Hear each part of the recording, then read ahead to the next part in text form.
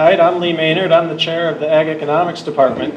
And my role here is to introduce our speaker tonight, Steve ONan, Vice President at Consolidated Grain and Barge, and to lead into why it's so important that Mr. ONan is here with us tonight. I just want to give you a little bit of background about how this whole event originated and why we're here.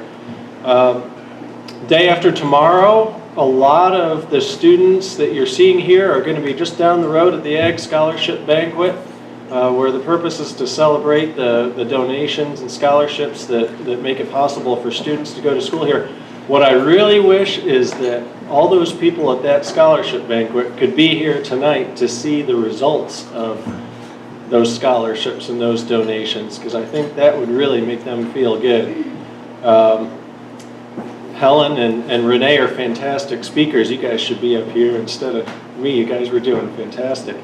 So the entire College of Ag, Food and Environment has a strategic push toward requiring experiential education from all our students, and that's totally consistent with the direction the Ag Econ department was going in anyway. When we talk to employers, we're constantly told that we want students coming in here who have some experience, real-world experience, professional skills, the soft skills that you can only gain on the job. So, having internship requirements or study abroad or independent study of some sort is a natural extension of that and a way to deliver those. So, Consolidated Grain and Barge has been the epitome of the kind of partnership that makes that possible. And is Martez Barbie here tonight? I'm not sure if he was. Okay, but he is the most recent example of how those connections that when we partner with employers like CGB, it produces just outstanding outcomes. Martez just told me yesterday that he accepted a job with Zeno Corporation, which is the parent company of Consolidated Grain and Barge, and he's going to be working down in New Orleans, Louisiana. And that connection never could have happened if we didn't have people both on the CGB side and on the UK side working very hard to put those connections together. And I'm always looking for the linchpins, the people who make and maintain those really productive connections. Steve ONan is one of those linchpins at CGB. He's an Ag Econ alum. He was president of the Agribusiness Club. He was engaged as a student, and he continues to be engaged now. In economic development, we talk about multiplier effects, and the work that Steve and his colleagues from CGB do here on unlocking the potential of today's students who will become tomorrow's future leaders of the ag community has effects that multiply on each other over and over again. So that's something that you have to feel very good about. On the UK side, Erica Flores and the faculty and staff in the Ag Econ department are linchpins as well. Erica has built up a reputation of giving both students and employers the honest advice that each side needs to find those win-win opportunities, and it works out wonderfully. I'm very proud to work with someone who has that approach, and it doesn't hurt that she's an exceptional event planner too, and can put together an event like this that really supports the importance of our connections. Tim Woods is an example of faculty. Where's Tim? So when you're seeing the posters about the France-Switzerland trip and the National Championship Food Marketing Challenge team recently that won in the Food Distribution Research Society competition, that's an example of Tim's connection to students. He's involved with students way beyond what his original job calls for. And likewise, Karen Pulliam, where's Karen? Karen's been setting up a lot of the equipment here, but she also has been really involved in all the nitty-gritty that goes into putting together an event like this. So she's a linchpin on the staff side. And guess what? She's our IT person. This isn't even supposed to be her job. And yet she stepped up and did what needed to be done.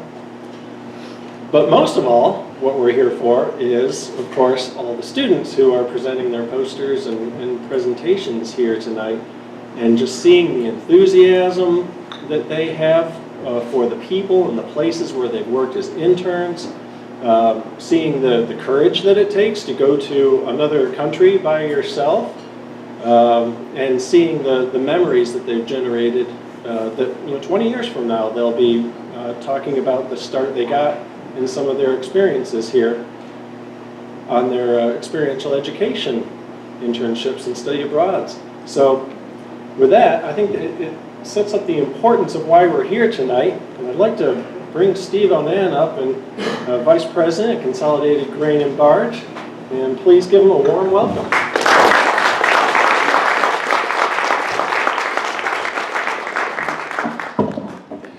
Thank you. I must admit this event this evening is a little different than what I was expecting.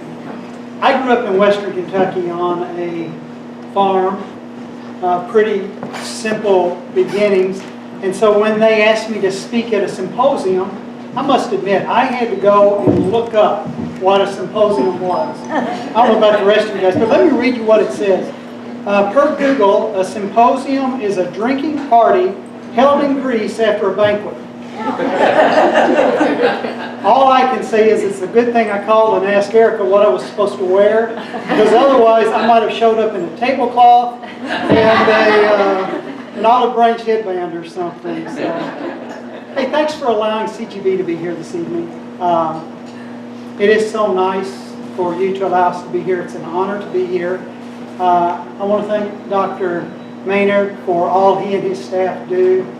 Great staff here at Kentucky, and the things that the staff does to prepare you students for jobs here across the state, across the U.S., and globally is amazing. So a big thank you to him.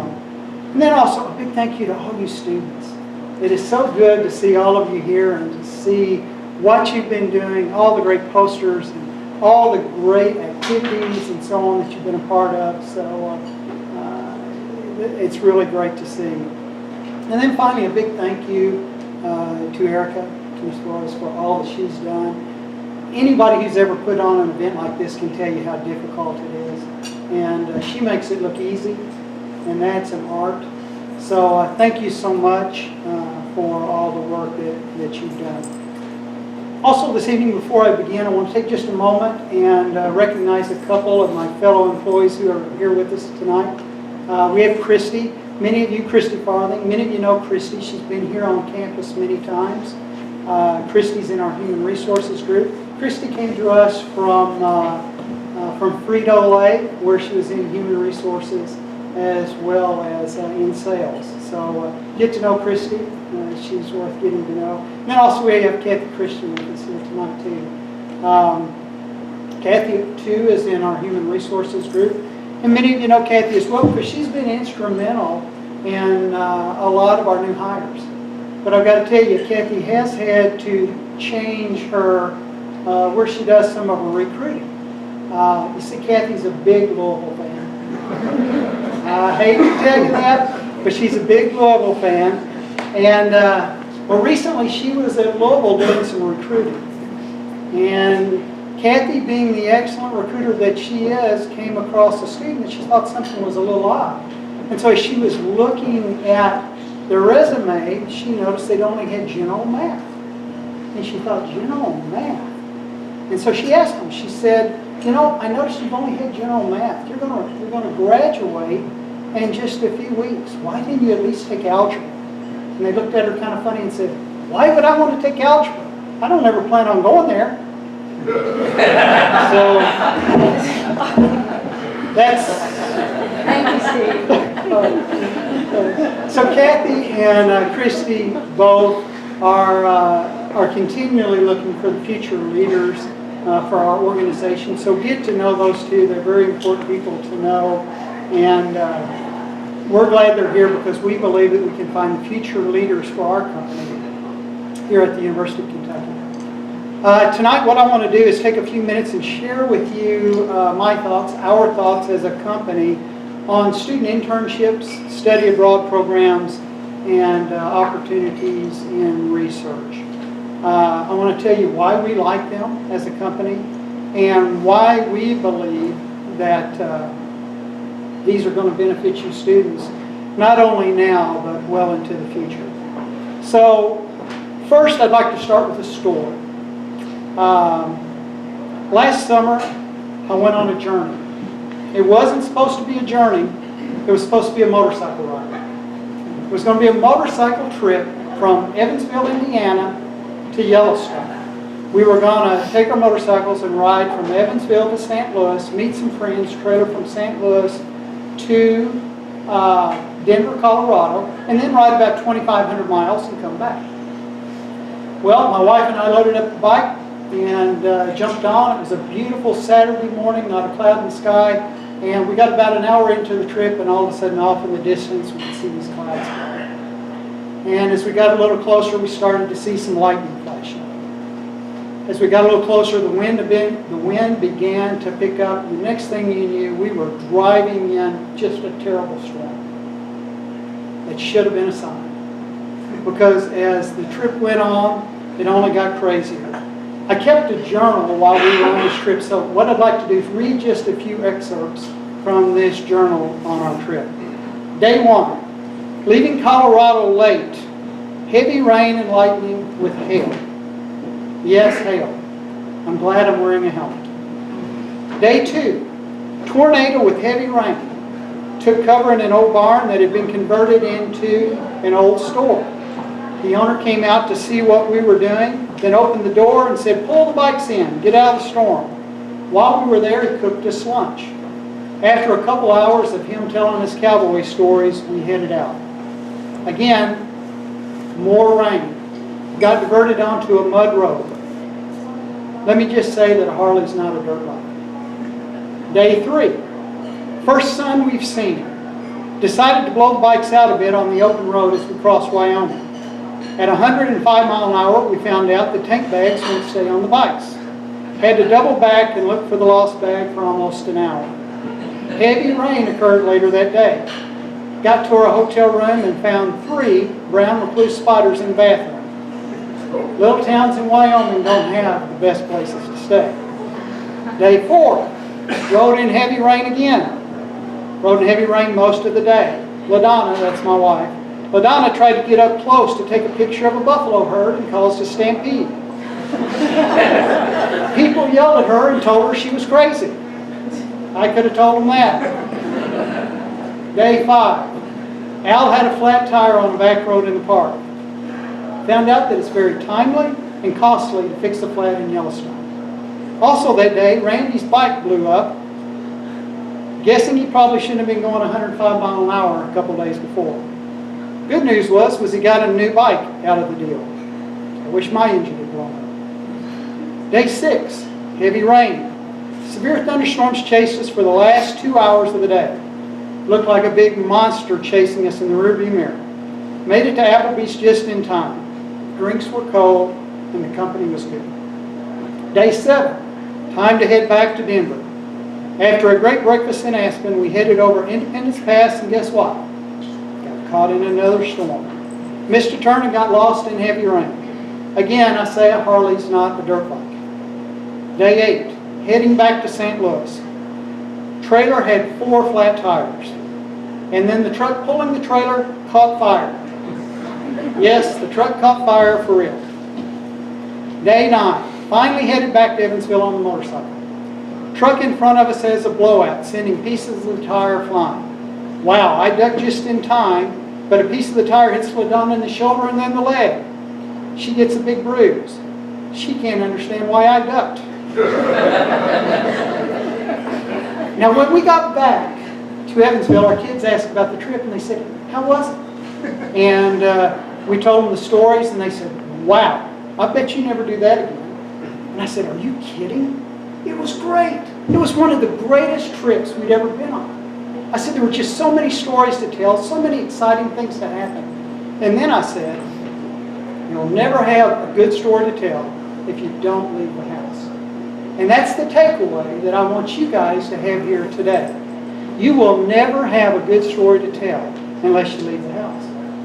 Now you're probably wondering or thinking, if that's the kind of stories I want to have, you can just count me out. I'm going to stay at home. But don't miss the point.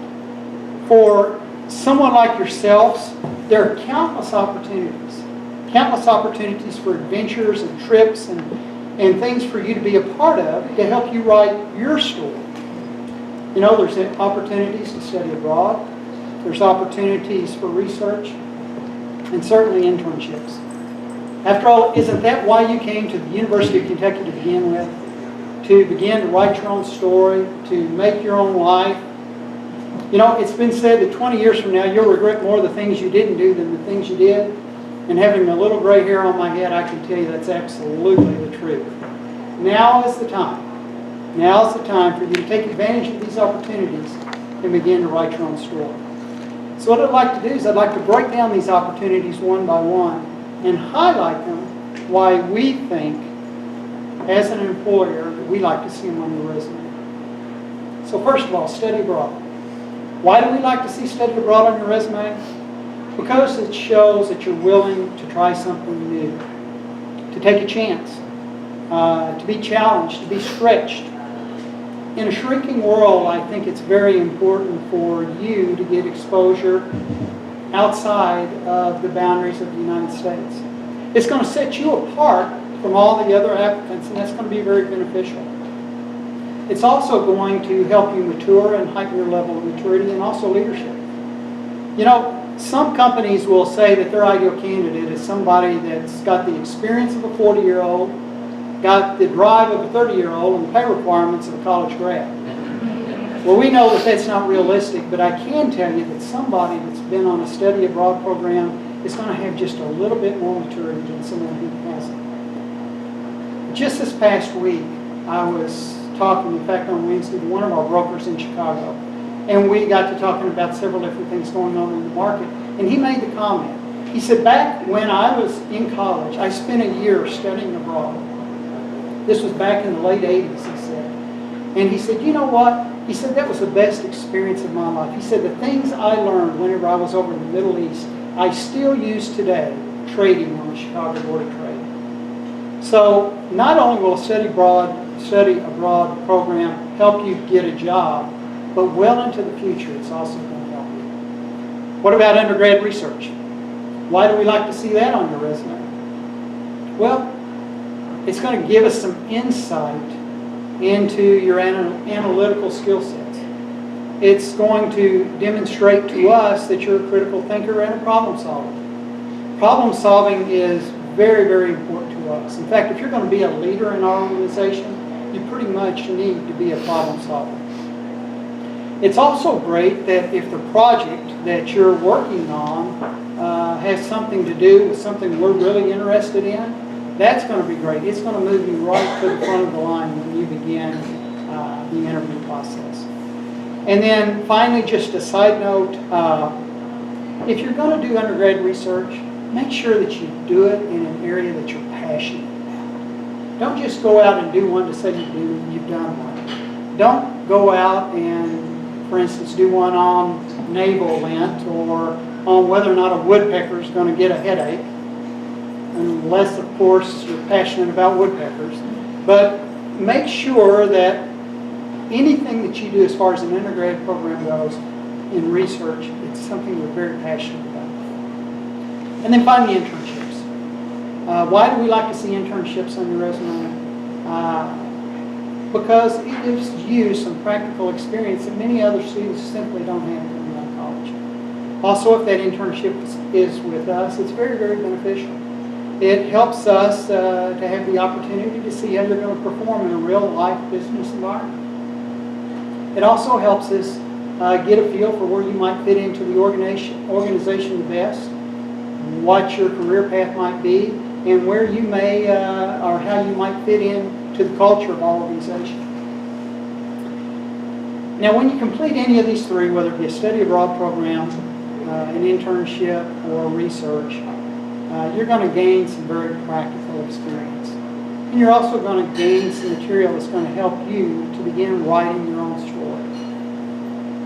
What story are you going to tell? Are you going to be able to tell us that you completed a study abroad program like the France and Switzerland team? I can tell you, I wish I was on that trip. That sounds like a pretty exciting, pretty fun event. Or maybe you could say you completed an undergrad research project like Daniela did, or participated in the national champion team for food and distribution research. Or maybe you completed an internship like Helen and Renee did. Or maybe you could be like Katie. Katie works with me at CGB, and she completed all three. She did an internship, a study abroad, and a research project. So maybe some of you guys can do that. We know that anytime we've got a school this large, a program this big, there's going to be all types of people that are going to be involved in it. We know that there's going to be some, and most of these people aren't here tonight, who are going to say, this is just not my thing. I'm just not interested in any of this. And for those people, I would say that's okay, that's fine. But they just need to know that when they're competing for a job in the marketplace, they will be at a disadvantage. They'll be at a disadvantage to those like yourselves who have participated in these programs. There's going to be others, many like who are in this room tonight, who are going to say, wow, that's great. I can't wait. In fact, I've done one, but I've decided I want to do all three. I really want to set myself apart. And for you, I would say congratulations. That's going to set you apart, and it's going to put you on your way. And then there's a third group. Some of them may be here tonight. Probably a lot of them aren't. But it's going to be a group of people who are going to say, this sounds good, but I'm just not for sure that's what I want to do. I've never been out of the country. I've never been on an airplane. I don't have a passport. I don't speak a foreign language. And the list just goes on and on. So, maybe I'm not for sure I can do that. Or maybe someone says, I'd like to do an internship, I think, but gosh, what happens if I get there and get homesick? What happens if I get there and I don't like it? I don't like the company. Or maybe you get there and you say, gosh, I'm afraid that I'm going to mess up. Or possibly I'm just going to fail miserably at this whole internship thing. For you, I want to challenge you. I want to challenge you to take a chance. I'm sure most everyone in here has heard of a guy by the name of Kobe Bryant, basketball player. He's a 5-time NBA champion, 2-time MVP. Kobe Bryant's got 2 gold medals from playing in the Olympics. And he's also 4th on the all-time scoring list in the NBA. In fact, probably next week, Kobe's going to pass Michael Jordan for the most points scored in the NBA. Well, I don't know if you picked up on it or not, but just last week in the news, Kobe set a new record. It was a record for the most missed shots in the history of the NBA. I love what Kobe said after the game when he was asked about that. Let me find it and I'll tell you what he said. It says, you've got to go out and play the game and be the best that you can. And whatever happens, happens. You can't fear what people are going to say, and you can't be held captive by the fear of failure. I love what Kobe said. Don't be afraid to fail. You can't be afraid to take the shot. And you can't be afraid to write your own story. I'm almost done, but I just got one more little thing for you. When our kids were little, we used to put them to bed, my wife and I, and a lot of nights they would say, Daddy, would you read me a story? And I would look at them and say, you want me to read this story, or do you want me to tell you a story? And their eyes would light up, and almost always they'd say, we want you to tell us a story. So I'd tell them a story. It was maybe something about what my wife and I had done when we were younger, maybe places we've been, things we've done. Tell them stories about their grandparents, just anything that a 3 or 4 or 5-year-old would like to hear. Well, about a month ago, we were on vacation. We were on vacation with kids, and the grandkids were there. It was about 9 o'clock, and we were putting our grandson Owen to bed.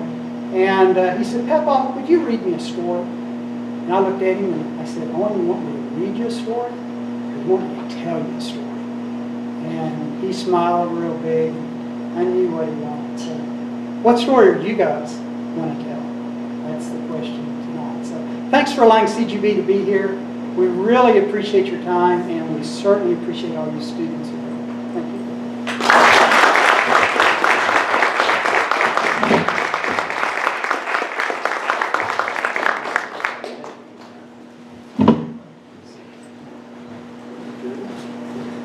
Well, thank you very much. As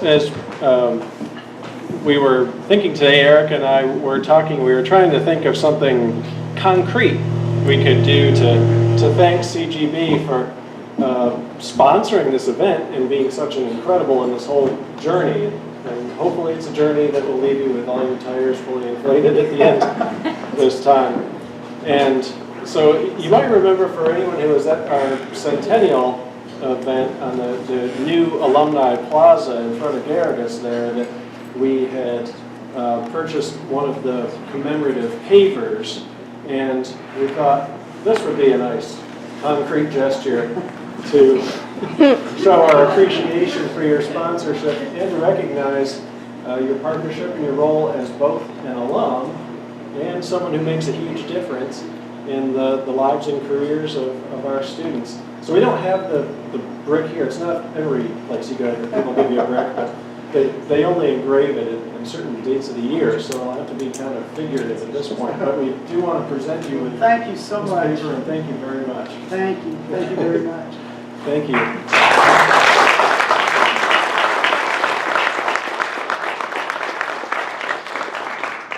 And now, Erica, what's next?